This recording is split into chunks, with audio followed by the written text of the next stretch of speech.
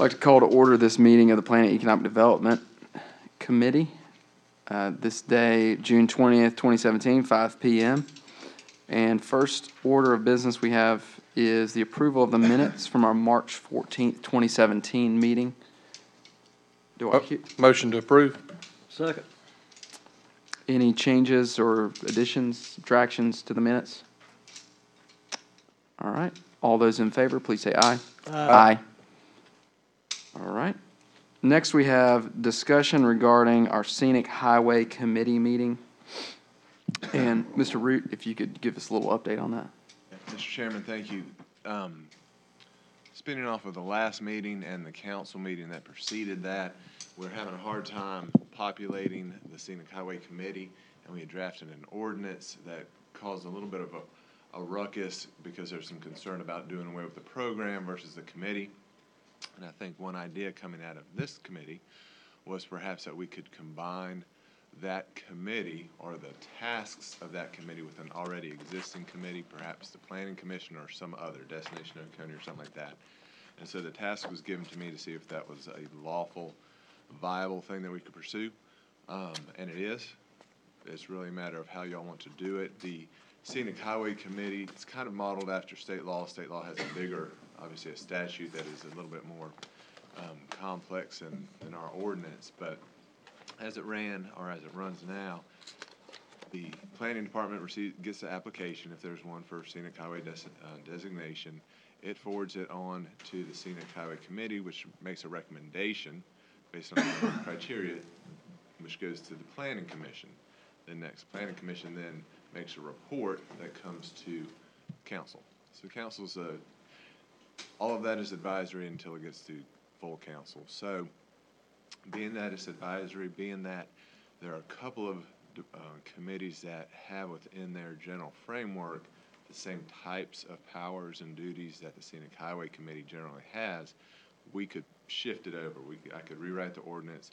Essentially, my thinking is the easiest way would be to delete the Scenic Highway Committee and go directly from the Planning Department receiving the application and then forwarding it on to the Planning Commission to do a report.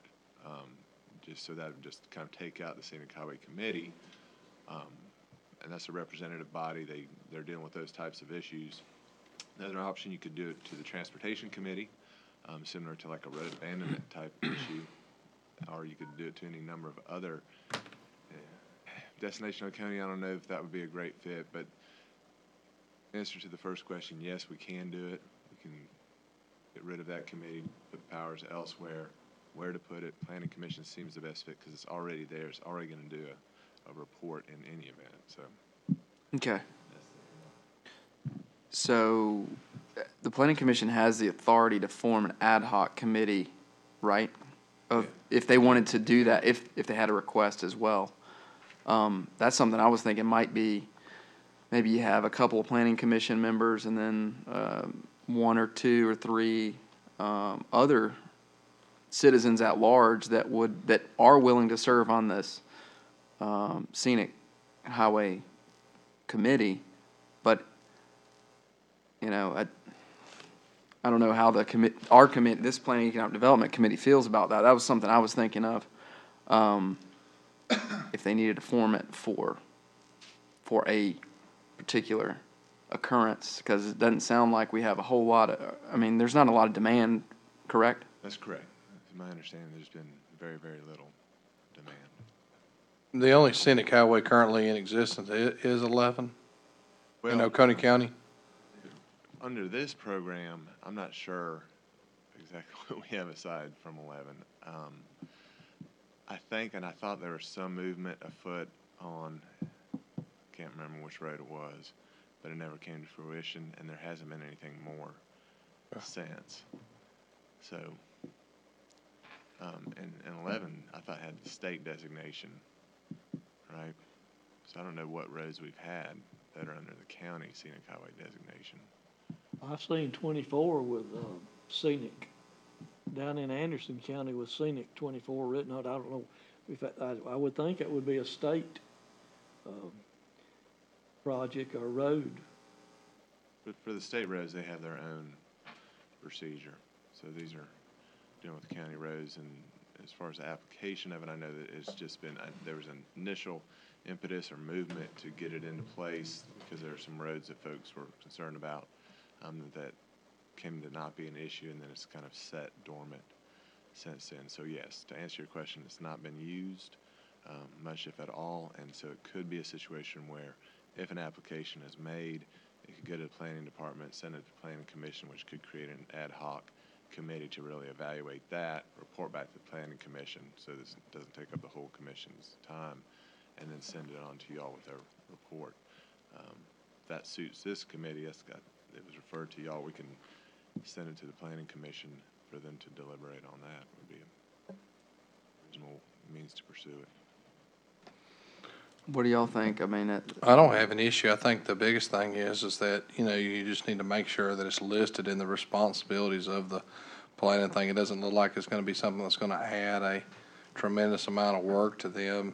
And if anything, we just kind of need to know, hey, if it's a scenic highway issue, it goes on the planning thing. So as long as it's designated and noted, I'm good with that. I'm good. so I think the motion would just essentially be that advising the county attorney to take it up with the planning commission, see this is something that they feel comfortable operating on an ad hoc basis, forming committees as needed, to then get the recommendation and the report to full council. If they do that, then I'll just go ahead and draft up the ordinance as revised and bring it to full council. So we probably need to have a motion to direct the administrator to do that, right? We wouldn't direct you. Direct the administrator to Yeah. do that. I mean, usually he's sitting here. I know, usually he's sitting here. So direct the administrator to do it, yes. Okay. That would be better. All right.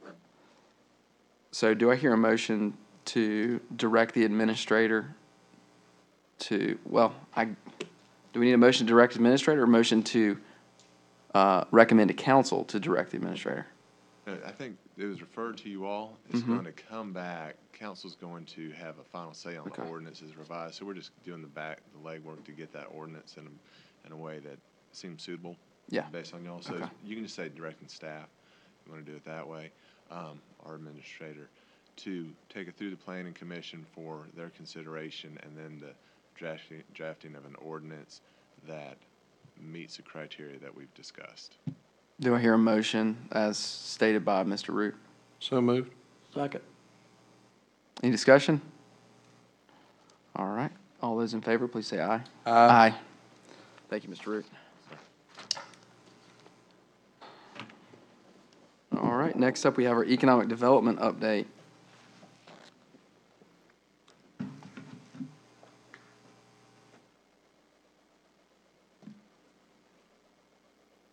Thank you.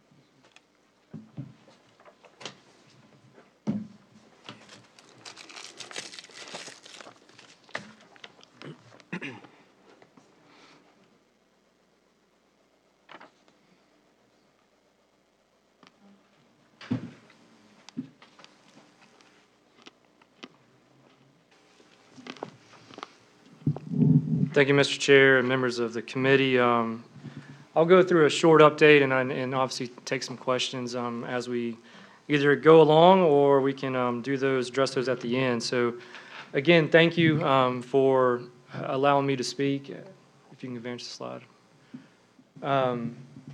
To give you a quick update, as you probably already know, I hope you know, anytime you see these logos here, that is your Oconee Economic Alliance. Thanks to the team, Ms. Janet Hartman is here with us this evening. The Made in Oconee initiative has had a lot of strides over the last year, along with the NOW program. I hope you're taking a lot of pride in that, because that's something that only occurs in Oconee County, not in anywhere else in South Carolina. The quick history with that is we had about 71 students apply for the NOW program, and we took around 30 students, and those individuals now have internships this summer. So the program is only about 6 months old, but these are individuals that expressed a desire to enter the manufacturing career field after they graduate high school, or to go to Tri-County Tech or Clemson, basically to pursue a career in manufacturing. So we're very excited by the NOW program, and again, it's just now in its infant stages, so to speak, but look for more information as that program continues to have success. Obviously, Destination Oconee has had a tremendous impact just in a short amount of time. I'll talk about one of those great initiatives here in a moment or two, along with the Think Oconee initiative that started out as a buy local campaign, but has morphed into really a way of life. We want everyone in the community to think Oconee first, whether it's their shopping habits, their restaurant habits, where they buy their food. Now that the farmers market is open every Saturday, I hope some people are making a choice to go to that farmers market, or the ones in the cities to buy local produce and support local farmers rather than going to a buy low or even shopping Amazon.com. Also in the middle there is another unique program for us is the Tri-County Entrepreneurial Development Corporation, which again under Dave Eldridge's leadership has made tremendous strides and keeps that incubator with good tenants and has impacted over 1,000 people just really in the last 18 months. So a lot of good things are happening, not just ribbon cuttings and things like that. There's a lot more to it, and all these key programs kind of feed into the ultimate goal, and that is to make Oconee County great. The next slide will show you the economic development efforts in the last 5 years. 1,300 jobs in the last 5 years is not something to say, oh, gee shucks, or wow. That's something that, yes, we find a satisfaction in it, but we also know there is more to be done. We are experiencing unemployment that has not been this low in roughly 17 years, along with those that are employed, those that have jobs in the county, is hovering around record highs as well. So, some people have left the labor force, but there's more people working in that labor force than ever before in the history of Oconee County. So a lot of positives to take pride in, but also you see the unemployment rate right around 3.6%, which represents about 1,200 individuals that are still unemployed. And yes, we have a lot that are underemployed. So again, we want to continue to fill up these industrial parks. We want to go after commercial growth and give everybody an opportunity to find the job that they want. The next slide will show you kind of the trend line. Just this year, we've kind of outpaced 2016, but unfortunately, we don't get the rest of the year off. We've had roughly $81.3 million in new capital investment and 202 new jobs announced in the last 6 months, whereas in 2016, we had $89 million in new capital investment and 113 jobs come online. So again, good trend line, good successes, but we're human, we're greedy, we want more. So that's what we're focused on. Switching gears slightly on the next slide, talking about Destination Oconee. Thank you to those that participated in that cleanup day. The next slide will show you the logo that was created in-house. And then as you look at the next slide, you'll see a nice advertisement that was in the local paper here, showing appreciation to the 5 organizations that took part in cleaning, the first roughly 5 miles of 123. As you come into Oconee County from Clemson, crossing the bridge, really from that moment all the way up to really the Ingalls and that bridge, 5 miles each way. So that's really 15 miles that was cleaned up. And I drove down the road today, and it still looks good. So I'm happy that people are not throwing stuff out of their car, or they're doing what they need to do to secure trash in their vehicles or in their pickup. But over 200 volunteers and over 2,300 pounds of trash was picked up. There's continuing to have ongoing efforts. I know Duke Energy has done a couple of cleanup initiatives. There's been a cleanup initiative on Lake Kiwi. And again, all the credit is due to Janet Hartman. She had the idea and approached the sheriff, and he said, let's do it. And the rest is history, as they say. She actually introduced a new challenge about a week ago with our cities, the 5 municipalities, 3 cities, 2 towns, to do a downtown challenge. You're going to hear more about that. We encourage our cities to pick up trash in their downtowns or in a certain section. It doesn't have to be downtown, but we want it to be impactful. We wanted to continue the vibrancy in our downtowns, in our cities. So that downtown challenge is going to take place the middle of July, and you're going to hear some good press about that. And we're going to put forth a grant. The Alliance is going to put forth a grant to the winning municipality to help towards a beautification project. So again, just a great initiative. Another great initiative that I think now that it's already roughly 2 months old, we kind of take it for granted. But the gateway signage, as you look at the next slide after this one, if you remember, that's what it used to look like for a number of years. It served its purpose. It welcomed people to the community. But in the next slide, you will see a better and more impactful sign. Keep in mind, I think some failed to remember, this was paid for by a grant. This wasn't paid for by the county or anything like that. Janet did a wonderful job taking this, this bull by the horns and completing this project on 123. As you come from Clemson into Oconee County, it is lit up at night. It's lit by solar. Nice landscaping project that's continuing to happen. We've got some plannings to do this fall. You don't want to plant flowers in the heat of the summer. So it is ongoing, but we're very satisfied where it is. We're working with Mr. Martin, Rick Martin, to continue an ongoing maintenance plan around keeping that sign very welcoming for Oconee County. The next slide shows you a perspective of where the sign sits on Highway 11 as you're coming in from Pickens County on Highway 11. That's kind of looking over Lake Kiwi. The next slide shows you the sign. Again, that was paid for by a grant. And then, one thing that I think most people have not connected the dot yet is we took the old sign on 123. So if you look at the next slide, this sign was on 107. I don't know what it says, but that sign on 107 from North Carolina into Oconee County was vandalized, and it sat there for a while, over a year, I know. Shame on us, but we worked with Mr. Martin. We took the sign off 123, and it now sits on 107.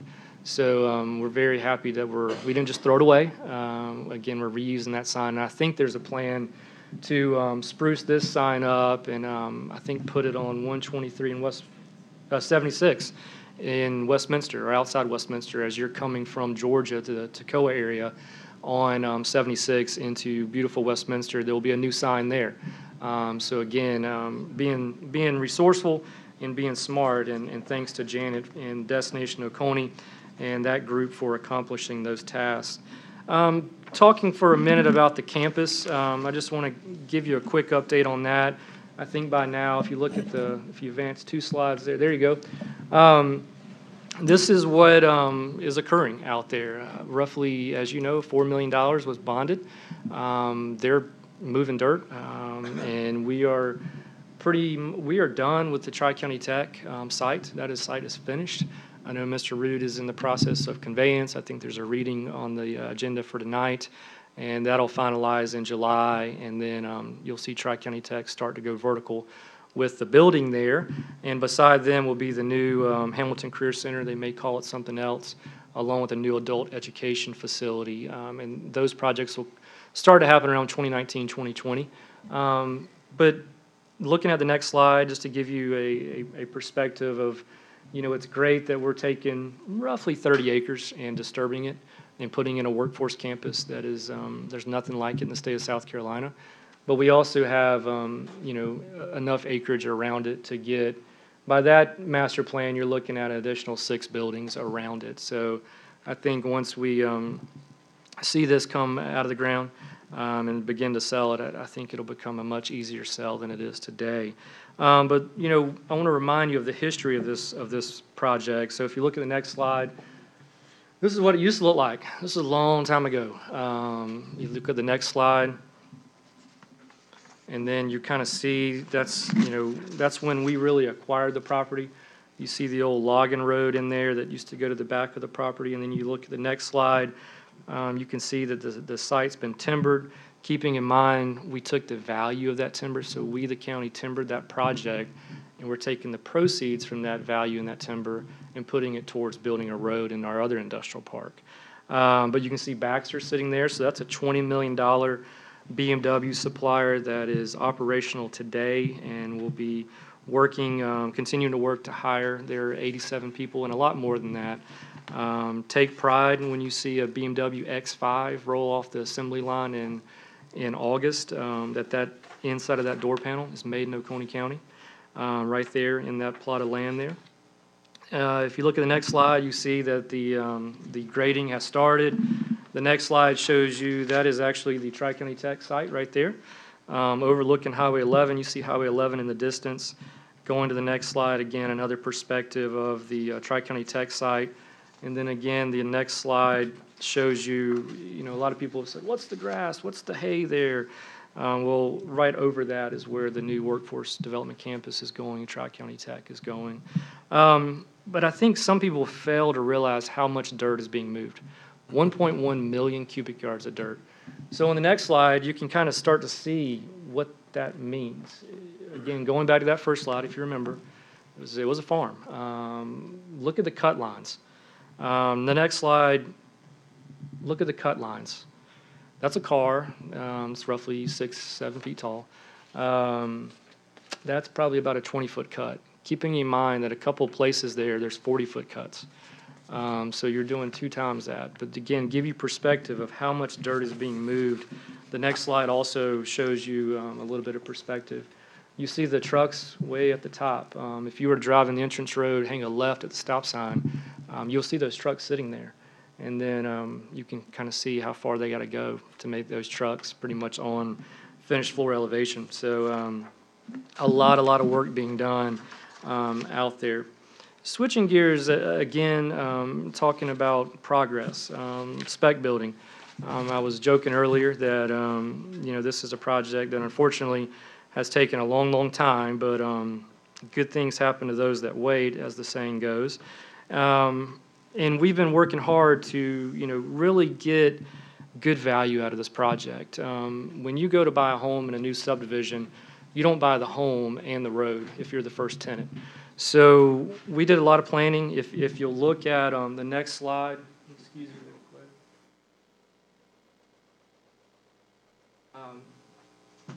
That is the road.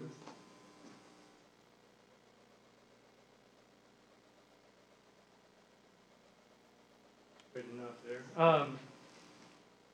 So we went to the C Funds Committee, the State C Funds Committee, and asked them to support this spec building. They said yes to that project. So if you see the members of that C Funds Committee, thank you. Tell them thank you for their support of this. Again, economic development's a team sport, and it takes our friends at the C Funds to help us maximize the value of this project. So by them appropriating $391,000 towards building this road, it has to be done first because it creates enough dirt to build the site, to get the finished floor elevation that we want. So we are currently in design. Davis and Floyd is in process of designing this road. We hope, fingers crossed, that we exit design on July 14th. Shortly thereafter, the design specs will be given to in-house county roads and bridges department. Kyle and Rick have been instrumental and a good team member with me for a number of months now, and I know they're ready to get after this project. But they are slated to start in August, maybe a little sooner. But right now we're slated for an August start date in building this road. And again, by building the road first, it creates the dirt necessary to build the finished floor elevation for the spec building. That project, depending on if there's no rain events, God events, should only take 60 to 90 days to build that road, probably less than that. Again, because they are eager to get after it and to help, because I think they too want to take pride in the Golden Corner Commerce Park, much like everyone in this room. And then the next slide will show you, what that spec building looks like. And again, pardon me real quick.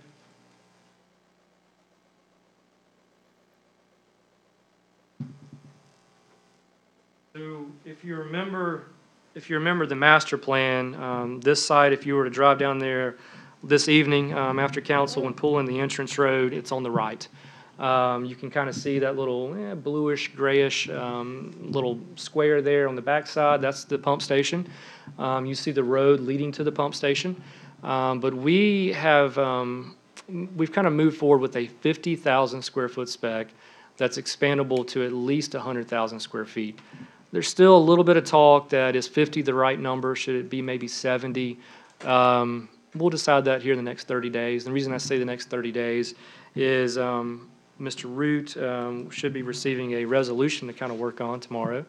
And that'll be on the agenda come the July meeting. And I know that this body and also council, full council, has supported the spec building, but this official resolution is something that we need to complete the application to Santee Cooper. So I hope the application, it's my intent that application will be sent really after that meeting. I think it's July 16th, 17th, 18th, somewhere around there, middle of July. It'll be sent into Santee Cooper very shortly thereafter. And, you know, by all the conversations we had, it's looking good. It's just a matter of submitting that application. And then once we do that, the next step is to build the building. And we'll go out and, you know, it'll go through county procurement. We'll do everything according to those standards because we have to. And then we hope to start construction of that spec building, if everything goes correctly, around October, November timeframe of this year is our intent. And, you know, to build a 50,000 square foot spec should only take about 6 months, if not less. So we're excited. That's where it stands. I appreciate the patience from not only council and Mr. Mulder and Mr. Root, but many others that, you know, we're trying to do this the right way because we don't want to try to sell a spec building for $3 million. You can build a building cheaper than that. So we want to get the road in there. We want to get the building in there so that we can get a tenant in there as soon as possible. So again, a lot of good things are happening. In that next slide, that really sums up, you know, tonight's presentation in a nice sentence. If you really look closely, most overnight successes took a long time.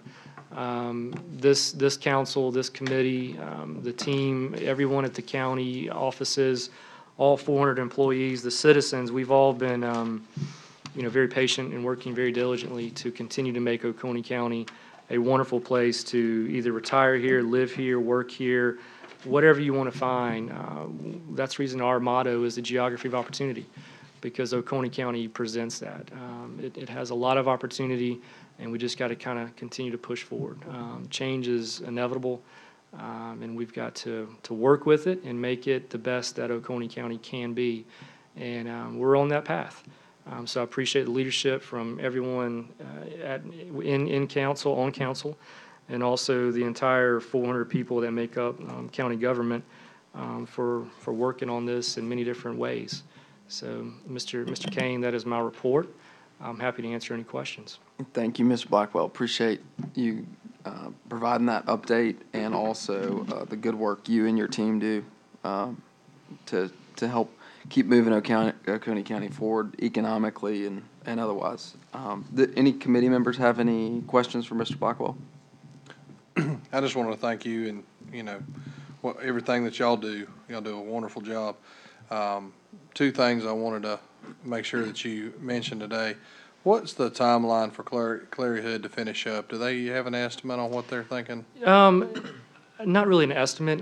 They're certainly ahead of schedule. They're about 60% done with that project. Yeah.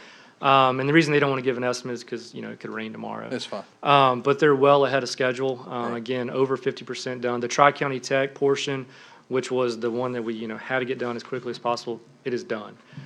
So us, government is not in the way. Right. So again, once the land conveyance process is completed in July, Tri-County Tech can start building their building, and they are still on their timeline. Again, nothing's changed with that. Right. They will have that building open August of 2018. Yeah. Thank you. Yes, sir. Thank you, Janet, for what you do as well. Appreciate it. One thing, Mr. Davis, if I could mention, I failed to make reference to is we are working with the Oconee County Industrial Group and also the Chamber to host a job fair on August 31st. This is a true job fair. This isn't a business showcase. This is for whether you're a small business or our largest manufacturer, which is Borg Warner. If there are jobs available, we want people to come to this job fair, make it known so that the citizens of Oconee County knows that there's opportunities there, whether it's Chick-fil-A or whether it's Borg Warner, whether it's ITT or whether it's a bank, whether it's Lowe's, Walmart, any walk of life, insurance, real estate, law firms. We want those jobs to be known, and we want the citizens that want to pursue those opportunities to have that chance on August the 31st. So you're going to hear more information about that If you have a moment, we'd love for you to attend, walk the floor, say hello to the businesses and the citizens that are going to partake in that. And I do want to thank the chamber for helping us on that. And I know Glenn will say this too, but we're excited to actually see something moving down there. The hayfield's been there a long time, and Yes, sir. so it's definitely good to start seeing something and get some stuff pumping through those sewer lines that we got down there. It's coming. It's coming. I would like to say I appreciate it, but each time you see me, I convey that to you anyway. Well, I appreciate you pushing us. That's what it takes, because we never want to become complacent. Thank you, Mr. Blackwell. Appreciate it. Next up, we have a corridor planning update, and are you doing that, Scott? Yes, sir, I'd be Okay. glad to. I just All wanted to provide you just some information to let you know where we stand with that. Obviously, per council's direction, we provided you with that quote from the consultant, Alta Planning Consultant. And then we also reached out based on Mr. Hart's recommendation to Clemson University, and we touched base with them. And unfortunately, at this point, they weren't going to be able to offer us any timely assistance on it. He sent me an email back. I believe I forwarded it to Mr. Hart at that point in time. But in the meantime, the Planning Commission had a member who reached out to some other communities and found a model in another community where they went through a commercial corridor like that and put together an ordinance. So it's been suggested, and we're moving along with getting a copy of that one and using it as a model. And then the Planning Commission is if they have not begun, will in the very near future begin discussion of how do we modify that one to kind of fit our needs. So there's an effort there by the Planning Commission to do the legwork themselves, and we're very grateful for that. So that way we don't have to pay somebody to come in and do it. So we're just going to try not to reinvent the wheel and use some models that are out there and work through it piece by piece and see what portions of it will apply here and then try and draft our code that way. So, Mr. Red, I don't know if he's got any more. Just because it's very recent, last night the Planning Commission did take it up. It was the second time the Planning Commission took up that issue in the recent past. And they went over that exemplar ordinance that Mr. Mulder discussed, as well as another one, piece by piece. And they're going to have turned out from the Planning Department a kind of model template for an ordinance, so that addresses all the necessary criteria that they can work with and shift that might apply to the major areas in the county, and be able to forward that on to council, I think, in the relatively near future. So they're digging into it. Thank y'all for the update. Any questions from the committee on that? All right, we just hope it's not too little too late, but I'm glad that we're making some sound progress there. Next, we have a planning staff update.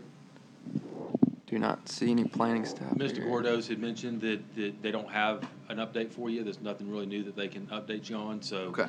if you don't mind, we can just move past that one without All an right. update. Any unfinished business? All right. Any new business?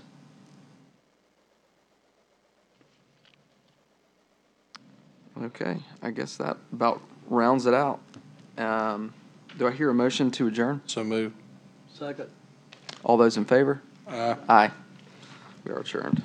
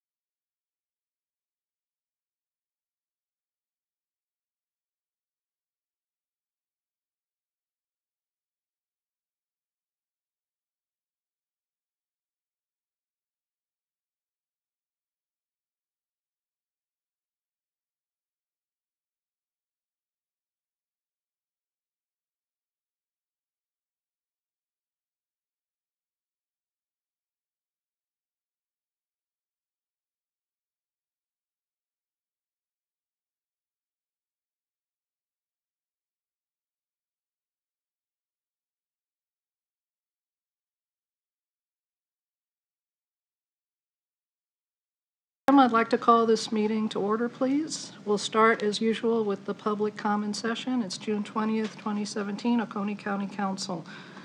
For public comment, we had two signed up. The first is Ms. Jean Jennings.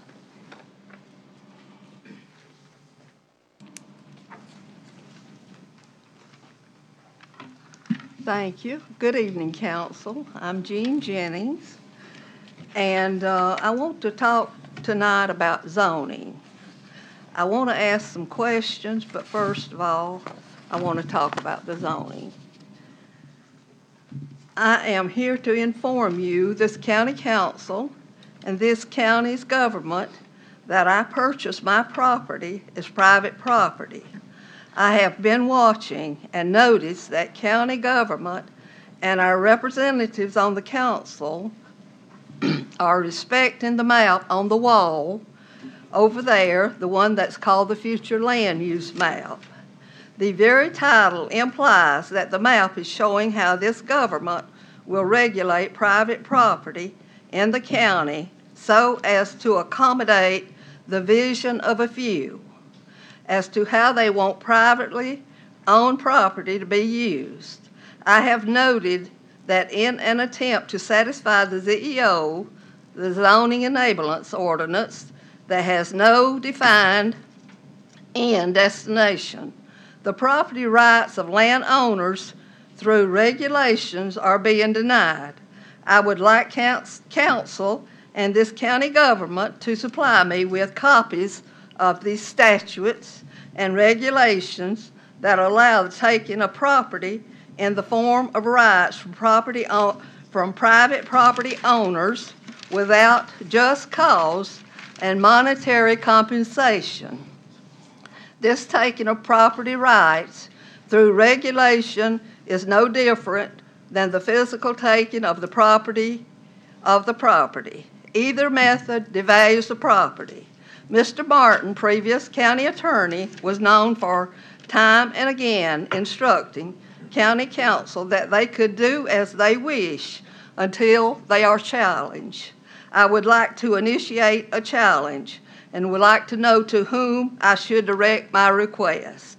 I would like to acquire the written authority permitting this county to take constitutionally protected rights without the property owner's approval. Thank you. Thank you, Ms. Jennings. Mr. Turetsky.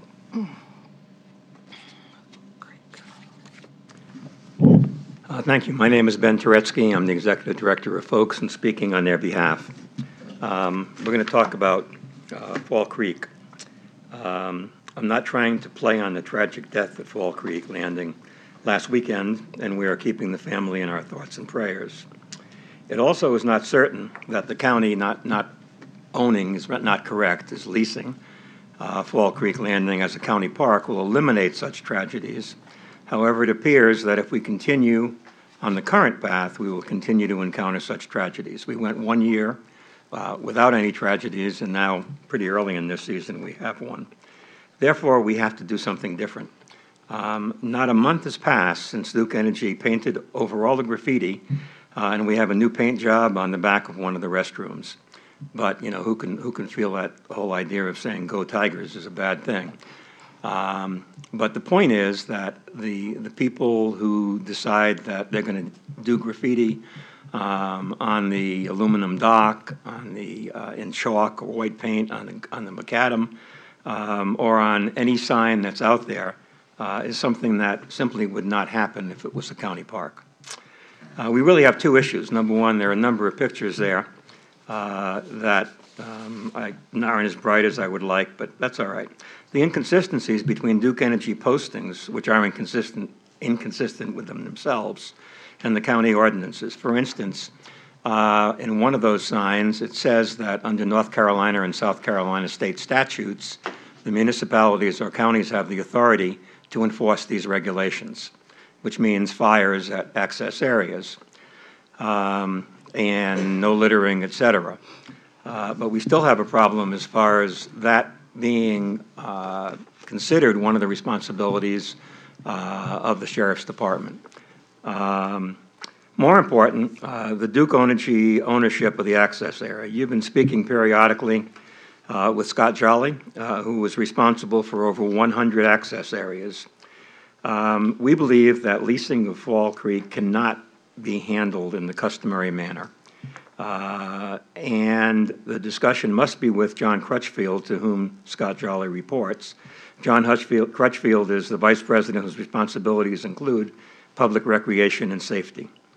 You could jumpstart negotiations with allocating $100,000 a year, including this year, because I read in the paper that we freed up $540,000 with, I don't want to use the right word, with having 15 less employees than we had going into the year. You could jumpstart it with that and commit for 3 years and get Duke Energy or the Duke Energy Foundation to become involved in providing funding for a long-term or no-interest loan or something else. The only way the county, to get the county's arms around this wild area, and it really is like the Wild West. I don't know if I've told all of you, but about 5 years ago, I walked into a drug bust with the guns from a local sheriff's department in both sides of a car in broad daylight.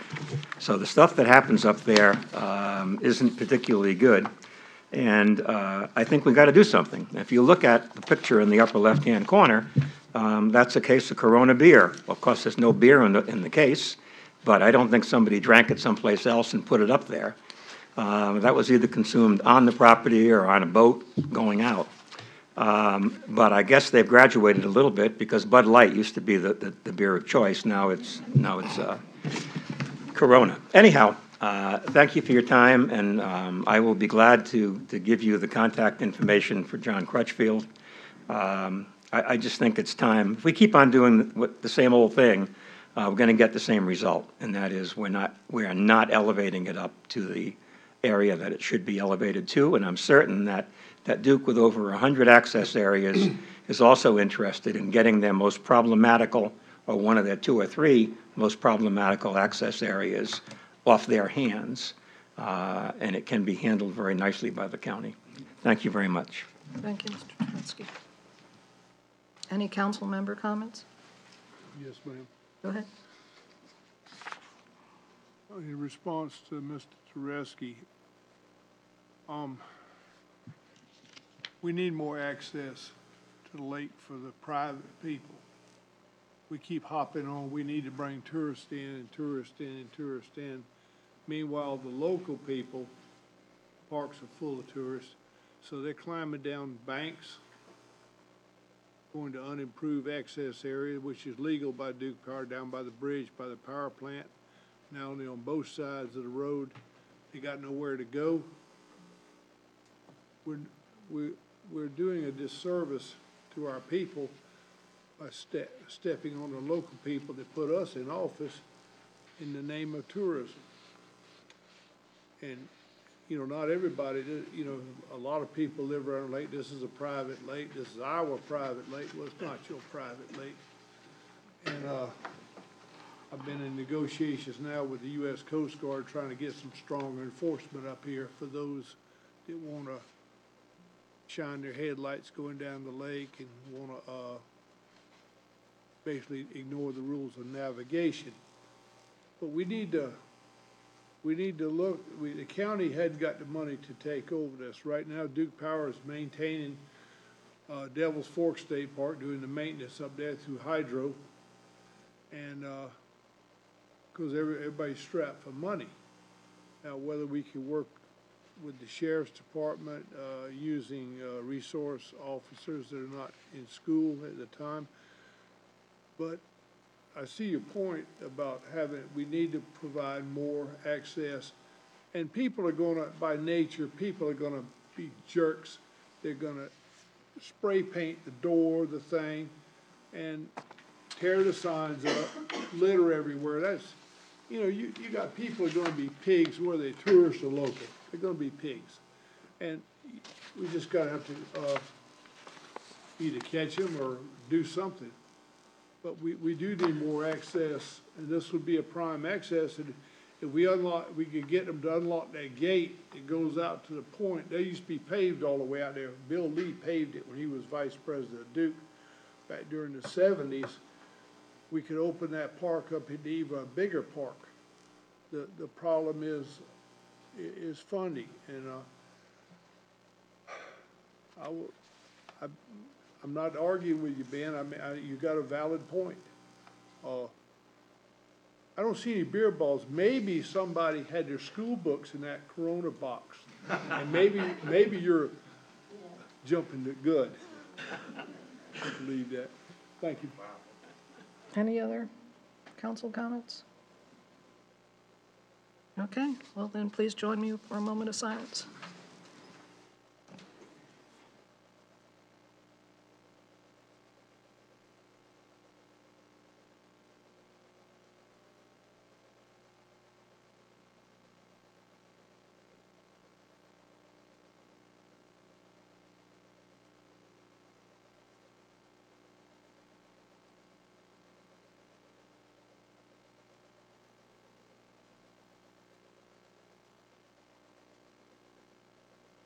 Thank you. Mr. Root? Yes, sir.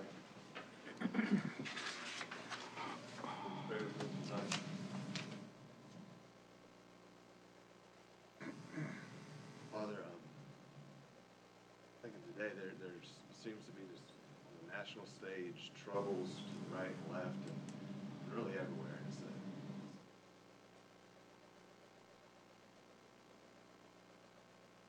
good time to be alive. I'm grateful. He just appreciates this chance to live and pull us together, pull this universe together that we have a plan. Us in guidance to carry out our little part of that plan. I, as the village, out here, you give us a clear thank you.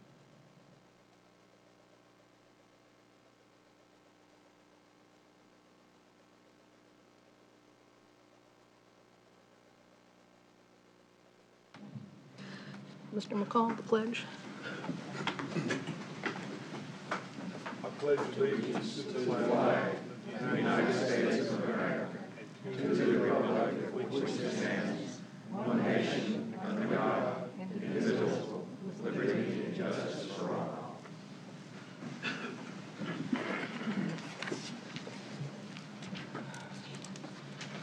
Okay, we need to approve 3 sets of minutes. We had a little clerical glitch as we were transitioning to our new clerk, so we need to reapprove the March 14, 2017 special meeting minutes. We need to approve our June 6 special meeting minutes and our June 6 regular meeting minutes. Madam Chair, motion to approve March 14th, 2017 special meeting minutes. Second. Any discussion? All in favor? Aye.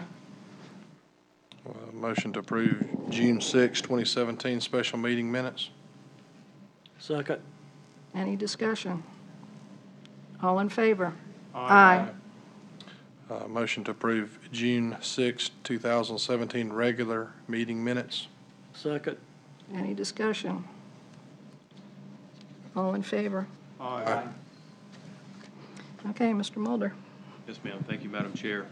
I'll provide you a summary of your agenda items this evening.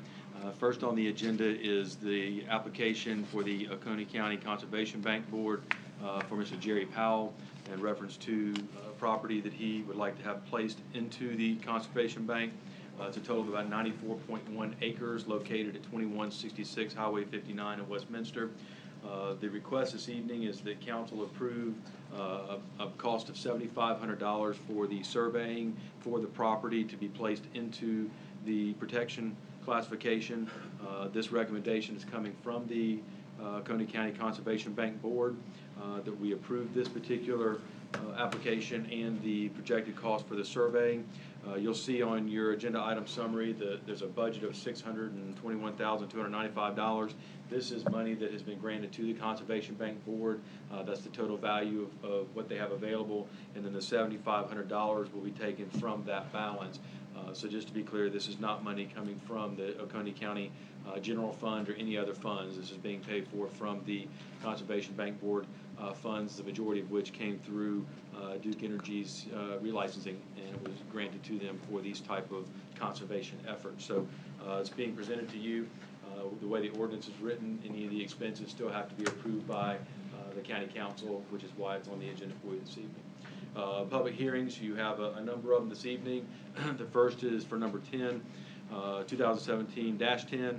This would amend the Building Codes Appeals Board regulations to provide requirements and I guess experience requirements for members to be appointed to that board. We've laid out in the ordinance the special requirements to serve, and it takes into account a number of different experience modifiers that would provide somebody to the appeals board who has an understanding of the type of items that they'll be considering for appeals.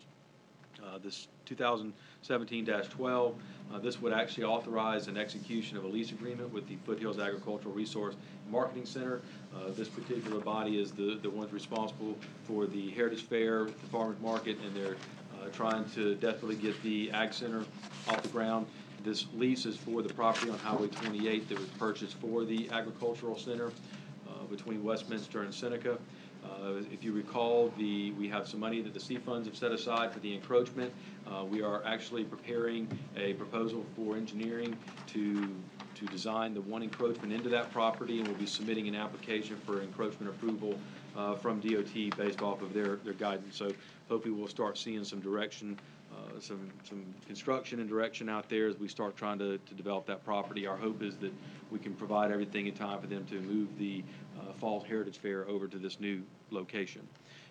Dash 13, this is an ordinance that would authorize the granting of an easement right to Duke Energy. This easement right is for this property that we're actually holding this meeting, would allow them to put a new service line on the rear of the property, and we would be granting them easement access to do so. 01, 02, and 03 all reference budgets for fiscal year 18. 01 is the Oconee County budget. 02 is the budget for the school district of Oconee County, and 03 is the Key Fire Special Tax District budget. All three of which are approved by council on an annual basis. Again, we've gone through those documents at the other public hearing as well as workshops. We've had presentations, so I won't go through the details of the actual budgets during this meeting, but this would be a public hearing. Of all those public hearings, we have the subsequent third and final reading of those, 10, 12, 13, 1, 2, and 3, following the public hearings. Second readings tonight, we have 3 listed on the agenda. The first is 2017-09. This would amend our Chapter 32 of our Code of Ordinances, specifically in reference to sign control. The primary objective of this amendment is to clarify billboards, off-premise signs to be more clear and allow more flexibility for on-premise signs for businesses. Mr. Rukin, obviously, he's been intimate in those discussions with the Planning Commission, and when we get to that item, he can give you more detail about the specific amendments like he did at the last meeting. Dash 14, this would be an ordinance that would authorize an agreement with the Oconee County Workforce Development Center for the School District of Oconee County and Tri-County Tech. This is predominantly for the Tri-County Tech and Hamilton Career Center campus at the industrial park. We've gone through quite a bit of labor to get a final document ready for you. All 3 parties have. So this would actually authorize the agreement for the transfer of the property from Oconee County to the school district for the construction of that campus at the industrial park. As you guys have hopefully seen, the grading is coming along on time and as planned. The pad is prepared for their construction to begin in July on schedule, and they're continuing to move the remaining portions of that dirt. So we're excited that the construction on the new workforce development campus is going to be started here this summer. And the last second reading is 16. This would actually be an execution and delivery of real property lease with the Fair Oak Youth Center. This is for the Oakway Community Center. So we've tried to stop calling it the Oakway Intermediate School. We're trying to call it the Oakway Community Center, at least at this point. And this would authorize the lease for the Fair Oak Youth Center to operate inside the Oakway Community Center there in Oakway. This was the former school that was donated by the school district, and we're most grateful for that donation. There's been a lot of activity out there. A lot of the repairs are ongoing that have been requested. The final list was given to facility maintenance last week, and I believe they're about 85% finished with all the requested items from the Fair Oak Youth Center. So we're just about finished with everything, and just in time for the lease to be approved and move forward, hopefully. So we appreciate your patience on that, but this second reading obviously would give us the authority after third reading to execute that lease. No first readings this evening. We do have one resolution this evening. This would be to authorize a lease agreement with Ralph Alexander Incorporated for a property to be used for the Seneca Magistrate. We are currently operating out of there. We already have a lease with them, and this would be our renewal approval that we can continue our lease there. The amount is $1,980 a month. I do know that there were some requested improvements by the magistrate, Todd Simmons, Chief Magistrate Todd Simmons, at that property before we agreed to renew the lease, and it's my understanding those are either finished or under completion. So this would be a renewal of the lease at 207 A and B East North First Street in Seneca for use by the Seneca Magistrate Court. No action items this evening. You have one Building Codes Appeal Board, really two appointments, District 4 and one at large. No unfinished and no new business. You do have two executive session items, which I've been given no indication that we don't need. The first of which is legal advice regarding an overpayment request, refund request to the Oconee County Assessor's Office. And the second is discussion of the contract with RCI Services to provide as-needed plan review and building inspection services based off our new approach to hire back and continue the inspection services in-house. I would like to request in addition to that, an amendment for the discussion of a personnel matter, if you don't mind, in reference to the reduction in force positions, if you would be willing to entertain that request. And that's your agenda for this evening, Madam Chair, and obviously we'll answer any more specific questions you may have once we bring up the items on the agenda. Madam Chair, motion to amend the agenda to add to, is that an executive session item, Mr. Mulder? Add Yes, sir, to Mr. the executive session item a personnel matter in regards to Oconee County personnel. Second. Any discussion? All in favor? What? We just have to, by way, make it a little more specific, but as I understand it, it's for the reduction in force, employment matter for the reduction in force, which I take it to be the 15 employees that are going to be employment positions we changed, just to clarify the motion. Thank you. Okay. All in favor? Aye. Aye. Okay, amended. Okay, so let's start then with the J-PAL LCCB application.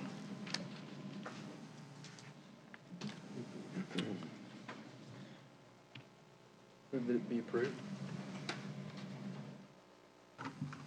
Council, I'm here on behalf of the Oconee County Conservation Bank. I'm the chair. I can provide or present any information you all need to. I certainly don't have to if you all don't want me to, but that's up to y'all. Okay, hang on just a second, Shay. I need a second on that, on Paul's motion. Second. Okay, any discussion? Any questions for Shay? I have one. Go ahead. I'm gonna recuse myself. I was mentioned in that letter as the surveyor, and I'm not the surveyor. Sure. Which, so I'm gonna leave until they vote on that, Sure. okay? Fair enough. Thank you, Glenn. Any other questions? Yeah, Shay, one of the questions, I guess, Sure. this is just the initial funding for the survey. Is that proper to suggest that? Yeah, that's right, and not to correct Mr. Mulder, these kind of projects are sort of unique, but basically what's going on here in the background is Mr. Powell has already entered an agreement with the Oconee Soil and Water Conservation District to permanently conserve the property. He actually already has a grant from the State Conservation Bank, and he's in line to get a grant from the NRCS, which the Soil and Water Conservation District also has helped him with. The last little piece, this last little $7,500, is to get a survey that he needs, and that survey is basically the last step he needs to complete the process. So that's exactly what the $7,500 is for. From the county's perspective, we think it's a great value, $7,500, and you get a permanently protected farm that's about 100 acres and of prime soils down in the Oakway Highway 59 area. Yes. Eddie, do we have a flood control dam down there on that land? There are two there, not on that, Not on that land? not on that property. No. Okay, because I'd have to leave. Okay, thank you. No, they're not in contact. All right.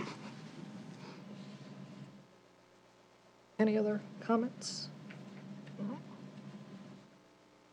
Okay, so I guess we're ready to vote. All in favor? Aye.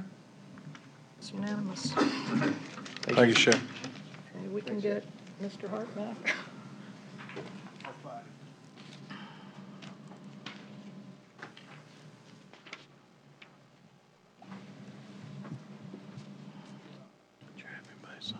I'm sorry, what? Do you have anybody sign up for any public? Yeah, for just one. Okay, public hearings for ordinance 2017-10, an ordinance to amend Chapter 6, Article 3 of the Code of Ordinances of Oconee County pertaining to the Oconee County Board of Building Code Appeals and other matters related thereto. No one has signed up for this particular public hearing, 2017-10. Make sure I'm looking at the right one, 2017-10. Anyone would like to speak now? Any comments to our clerk? Okay, with that then, we'll just go ahead and close public hearing for 2017-10.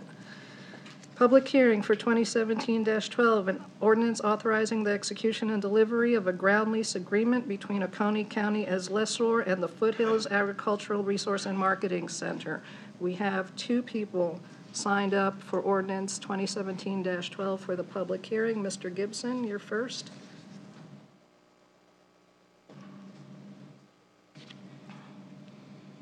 Thank you, Madam Chair. I am Stanley Gibson. I am the board chairman for the Foothills Agricultural Resource and Marketing Center. We've come a long way over the past 10 years or so from a brainstorming session from a young farmers group at West Oak High School trying to come up with ways to celebrate and support local agriculture in Oconee County. We've moved from that to a full project that not only accomplishes that mission, but will also offer a variety of activities for all the citizens of Oconee County and the surrounding area. Our focus has always been threefold: education, environmental development, and entertainment. Thanks to support of past councils, and in particular this council, we have an opportunity to take a major step forward tonight with your support of the third and final reading of this ordinance. On behalf of the Farm Center Board, we look forward to validating your confidence in our organization for many years to come. Thank you. Thank you, Mr. Gibson. Mr. Tim Donald?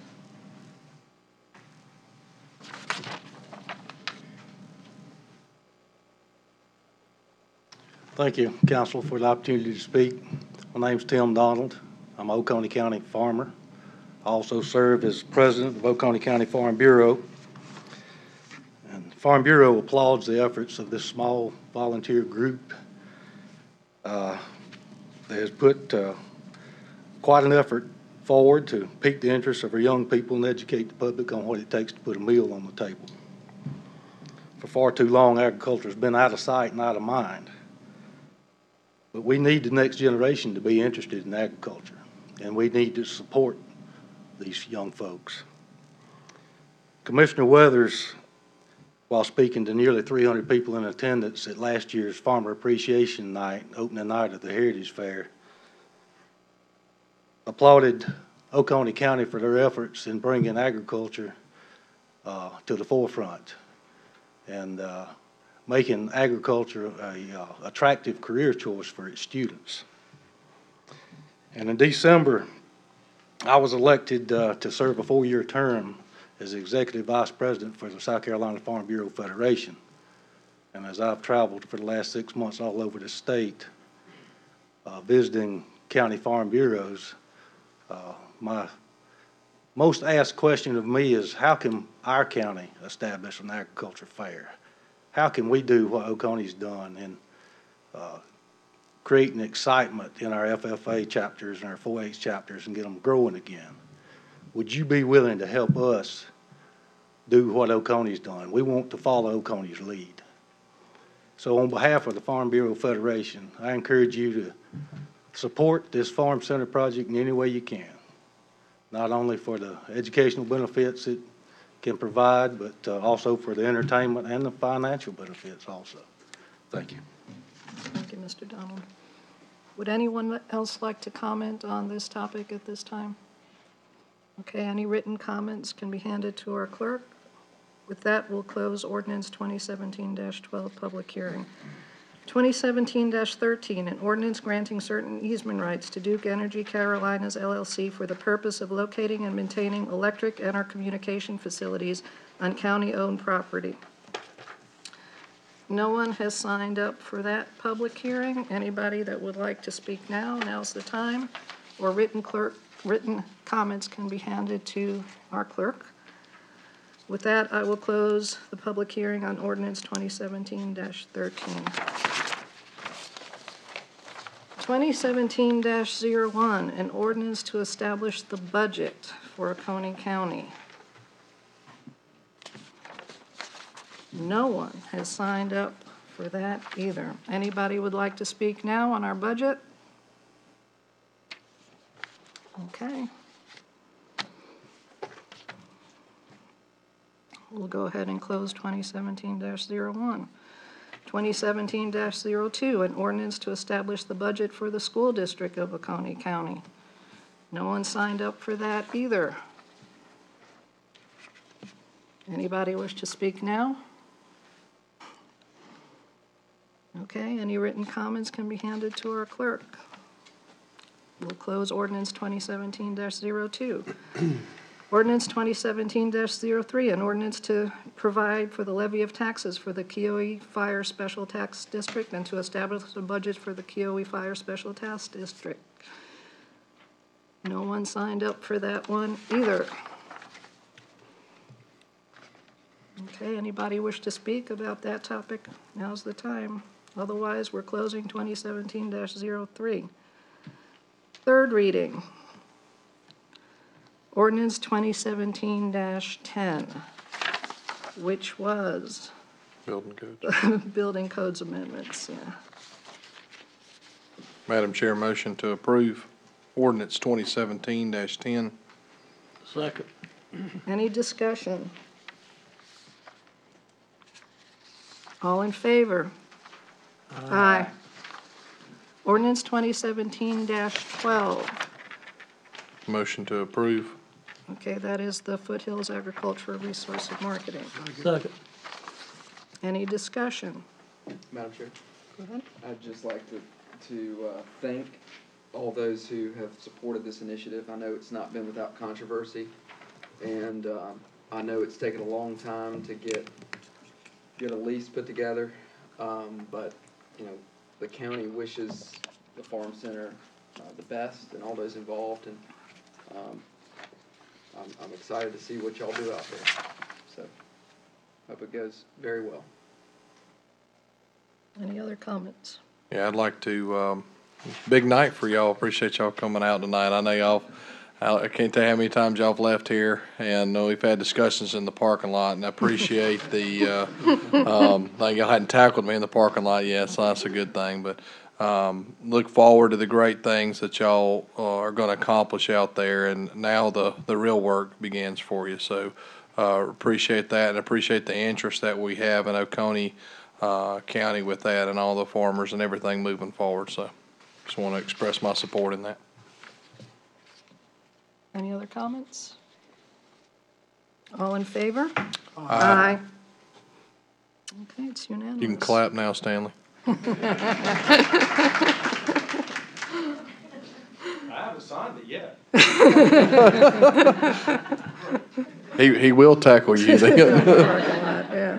Motion to approve ordinance 2017-13. Second. Yeah, that's the easement rights to Duke Energy. Any discussion? I don't know if we had a second, did we? We did, Mr. Hart. Mr. Hart? All in favor? Aye. Aye. Ordinance 2017-01, our budget.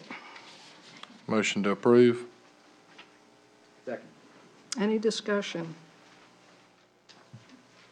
I would like to, I know it's been a lot of difficult cuts that we've had to make, very difficult times in any county, not just Oconee County, in moving forward, and difficult decisions had to be made, and appreciate all the conversations and all the discussions moving forward with that. It's definitely not a easy time to be sitting up here or to be, working, and appreciate everybody understanding to the best of their ability.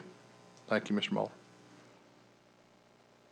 Any other comments? Madam Chair, I just want to echo Mr. Davis's comments and also just personally thank Mr. Mulder and Ms. Price and all the folks that worked on this budget. I know it's been very difficult and a lot of difficult decisions to make, so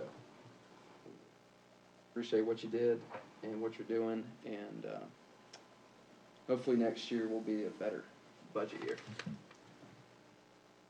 Anybody else? All in favor? Aye. Opposed? Okay. 2017-02, an ordinance to establish the budget for the school district. Motion to approve. Second. Any discussion? Madam Chair? Mm-hmm. Sorry, if I could, I have the old ordinance. If you recall, during our last public hearing, the school district presented a slight decrease in the numbers. Mm-hmm. So we need a motion to amend. The prior, on second reading, the school operations were noted at $66,463,508. Do y'all have the new number in front of you, which is $65,797,936?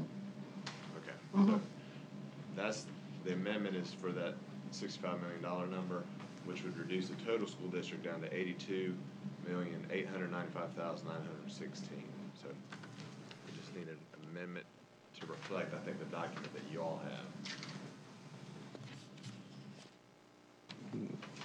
That was the document we received when, at the previous public hearing, had the numbers corrected on it. Wasn't that right? Last week. Yeah, last week we received those numbers.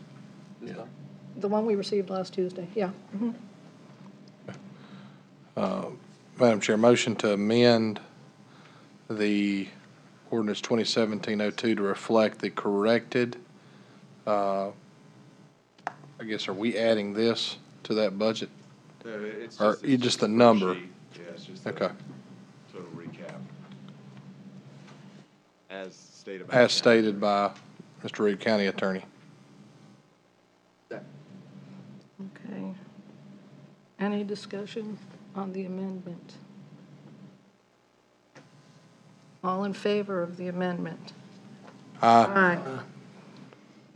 Okay, so So then we need now we to, need a motion to approve as amended. you already have the motion, and Mr., Hart, are second. we you the second?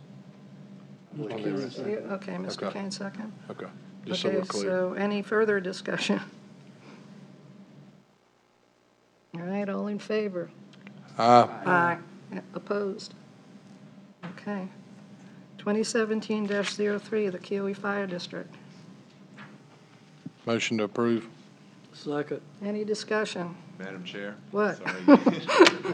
This one was also, we got from the Finance Department, an increase in the total number on section 1. I'm not sure if y'all's read $702,700, but that's the new number, so we need an amendment to that. So it's an increase from $698,200 to $702,700. So a motion to reflect that slight increase. Okay, and that increase is going to be satisfied by their millage?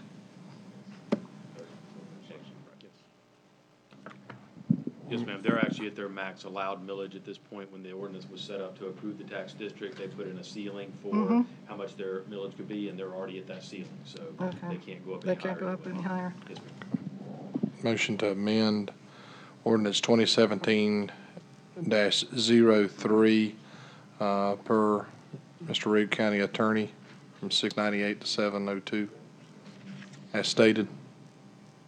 Second. Any discussion on the amendment? All in favor of the amendment? Aye. Okay, so let's have a motion to approve as amended. Did we have? You So we already have just, the motion. You already have it, the Just motion aye. is second? Okay, any further discussion on this then? All in favor? Aye. Okay. Second reading, ordinance 2017-09, an ordinance amending Chapter 32 of the Oconee County Code of Ordinances in certain limited regards and particulars pertaining to sign control. Motion to approve. Second. Any discussion? All in favor? Aye. Unanimous. 2017-14, an ordinance authorizing the execution and delivery of a contract for the design, construction, and operation of the Oconee County Workforce Development Center. Motion approved. Second. Any discussion? All in favor? Aye. Ordinance 2017-16, an ordinance authorizing the execution and delivery of a real property lease agreement between Oconee County as lessor and the Fair Oak Youth Center as lessee. Motion to approve. Second. Any discussion? All in favor? Aye.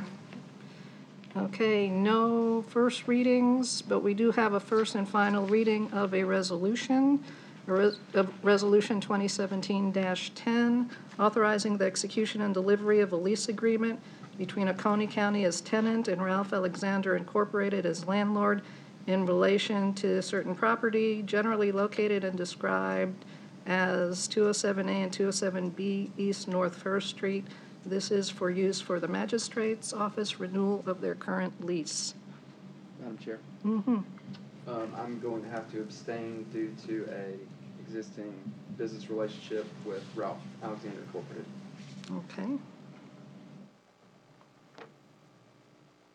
Mr. Mulder, was this a 5? That's what I thought. Just wanted to.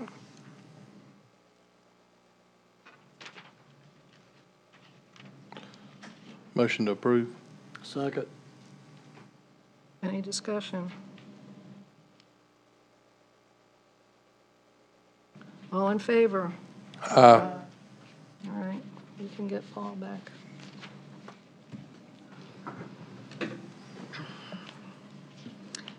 Board and commission appointments, Building Codes Appeal Board, District 4 and 1 at large. Yes, Madam Chair, I have passed out for the Building Codes Appeal Board, District 4.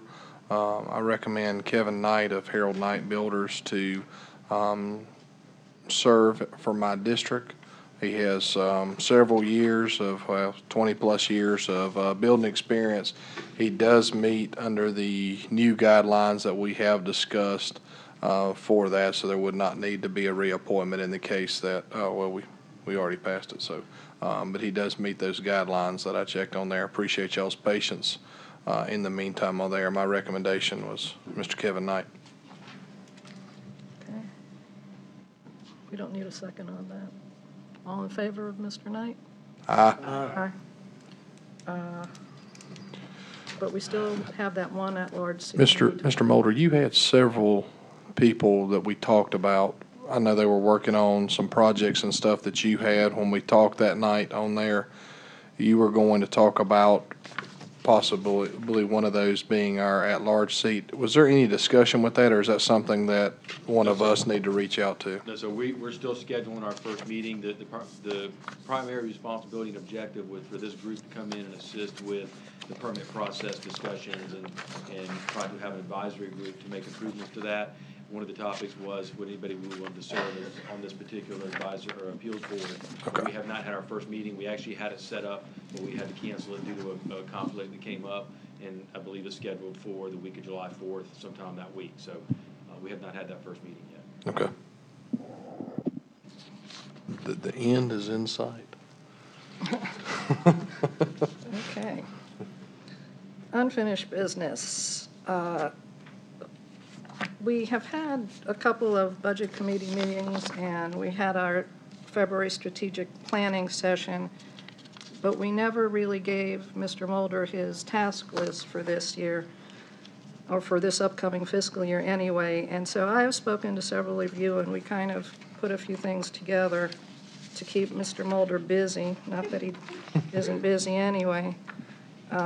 So I just, based on my discussions or our discussions and based on the documentation from our strategic planning and subsequent budget committee meetings, I put this list together, which is really nothing new to anybody. Doesn't require a whole lot of output in money we don't have.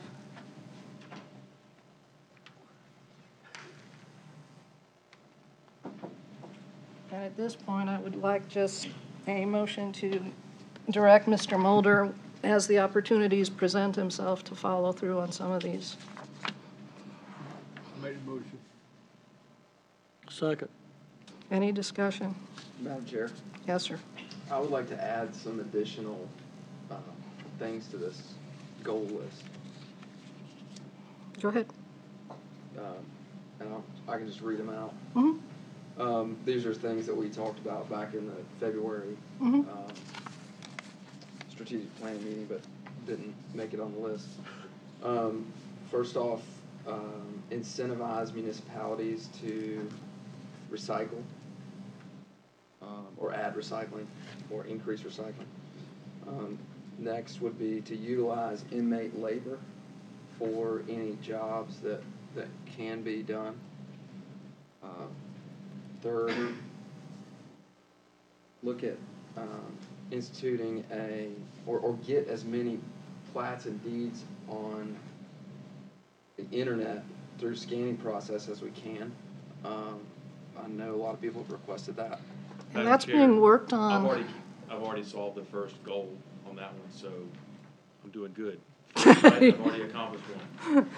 You've actually Well, have you touched can take on the night multiple off. of these anyways.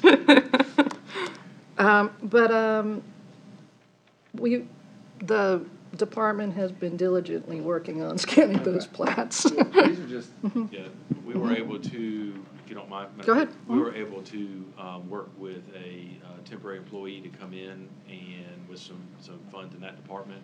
And for the last month and a half or so, that's all that particular employee has been doing, is going back and forth through the plotters and doing the scanning of those records. Our estimate is they'll be finished with the unscanned records sometime in the next month, maybe month and a half. So All the by records? this summer, everything will be scanned and online. She is smoking That's amazing. fast with it. What I actually would like to do is, depending on the available funding, is move her to probate next, because probate has a serious need of back records being available online as well. So my goal is to continue her work here and move her to probate, because she's done such a great job and she's been so efficient with it. So we want to thank her. But yeah, we're hopefully by the middle of the summer, she'll be done with all of the register of deeds. okay, great. Question. Is, now that we got them scanned, are they gonna be online for the public? Yes, sir. That's our intent, is to, now that once we get the databases set up, we'll go in and put the queries in and the directories to guide. We've got some behind-the-scene computer work to do, because you'll need to set the search references up so that when somebody says, I want to see this particular plat, the computer's got to know to take them to that particular file number for that plat. So, I mean, there's still some behind-the-scene work for plugging information in that needs to be done, but at least it'll be digitized, and now we can start doing that. So there's still a little bit of work, but yes, we'll start making all of them available at some point in time online. Thank you. Yes, sir. And I'm elated to hear that progress is taking place, and I know that we haven't fully funded these projects, but just things to think about. I'd just like to add them to the list in case a grant comes along or something to that effect. So the next one would be revamping the website for the county. We talked about that, but I think that's something we ought to look at. Instituting a true capital investment / vehicle plan. You may be already working on this, Scott, and if you are, that's great. That's something that I think we need to be focused on. Also, the building security here at Pine Street. I know that the treasurer's office has been vastly improved from a security standpoint, but we need to look at the other issues in this building and other buildings in particular to make sure we're ensuring employee and public safety. One other thing, I think that's my last one, is looking at a trail system to connect the Palmetto Trail to Green Crescent. Again, I know we don't have funds set aside for that, but if there's any grant funding out there where we can leverage those types of things, that's what people of my generation generally, from a quality of life standpoint, look at when they're looking for a place to live and work. So those are all the things I have, Madam Chair. Any other comments? You better add corridor planning in there. Don't be. Are you sure? I do not see it in there, Mr. King. Madam Chair. I know that's being worked on. Scott, how we coming on the funding for the inmate labor? Because Paul mentioned using more inmate labor, and they told us, the director of prisons told us at a meeting a couple of years back, it's a bidding war, trying to get decent ones up here. There should be $27,000 in the budget, and I got to remember up there under the sheriff for facility maintenance. There should be money allocated in the budget this year, as you have approved, for inmate labor. To begin, if you remember, the sheriff came and talked with us, and he gave us kind of a budget estimate on what he would need to get it started, to start the program. I took that number, worked with him, and plugged it in so that we could start that in the next fiscal year and actually have funds budgeted for that program. So the sheriff is aware, and we can now begin trying to pay inmates in order to get them up here to be part of that bidding war to get good state inmates so we can actually start utilizing them on those projects. Kevin, we take 40 in the jail, right? We got 40 state inmates spaces. And see, we only got, 4 now? We're down to 4. So we're gonna have to be bidding and begging. It's not as easy as people think, is to get inmates up here. You get one we could get, there could be opposition from the solicitor, opposition from family, for victims, whatever. It can stop it in its tracks. And you get plenty of not so good ones. And the ones that are skilled, they're in high demand, and it's no secret to them that they know they're in high demand. So they're going to take bids on what other facilities can offer more. So we're up against the bidding war.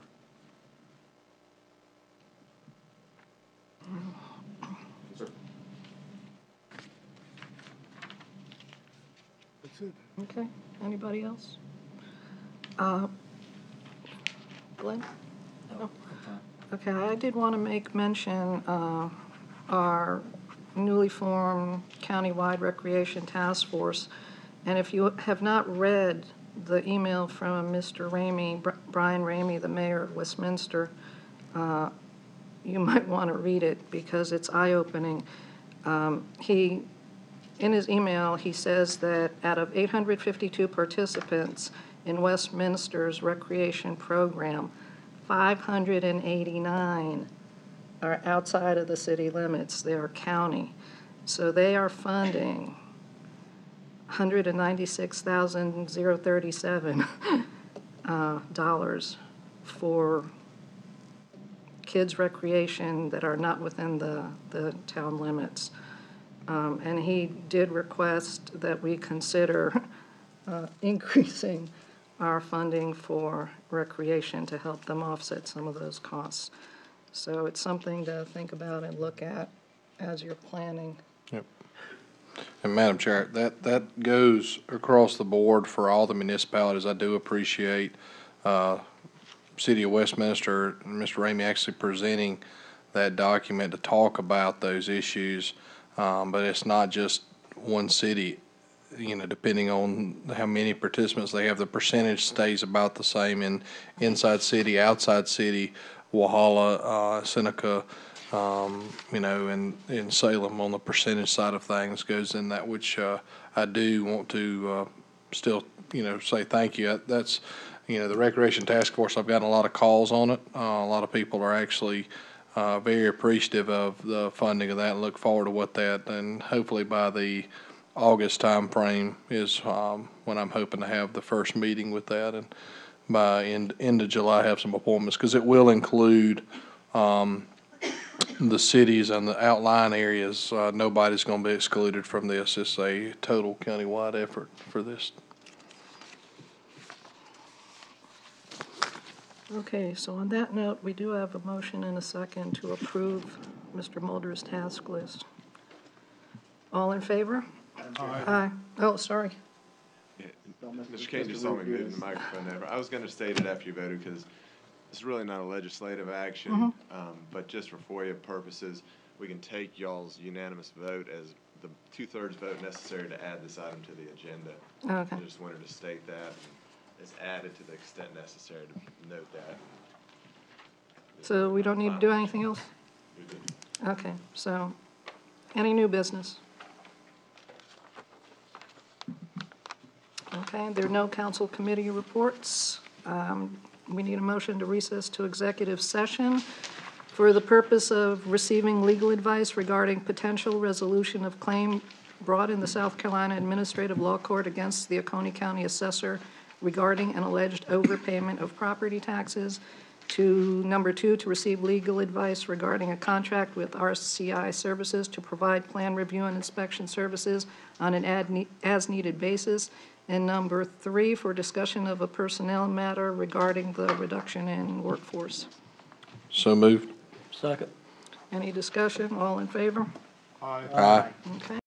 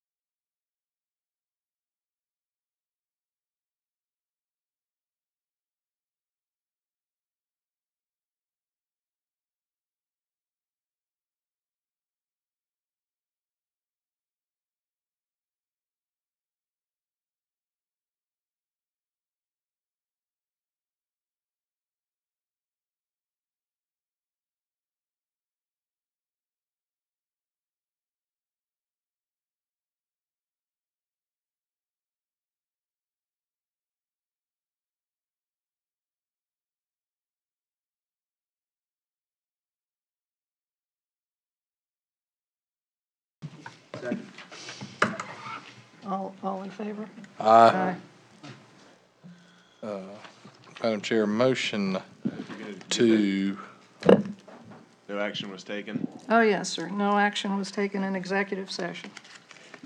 As Mr. Davis is stating, as to the first matter regarding, an executive session regarding legal advice on the potential resolution of the claim for the overpayment to the assessor, the motion would be to direct the county attorney to work to resolve the claim as discussed. so moved. Second. Any discussion? All in favor? Aye. There was, there's no motion on the second item regarding RCI. Third item that was added to the agenda by amendment. We need a motion to direct the county administrator to investigate departmental reconfiguration as discussed. So moved. Second. Any discussion? All in favor? Aye. Motion to adjourn. Second. All in favor? Aye. Aye.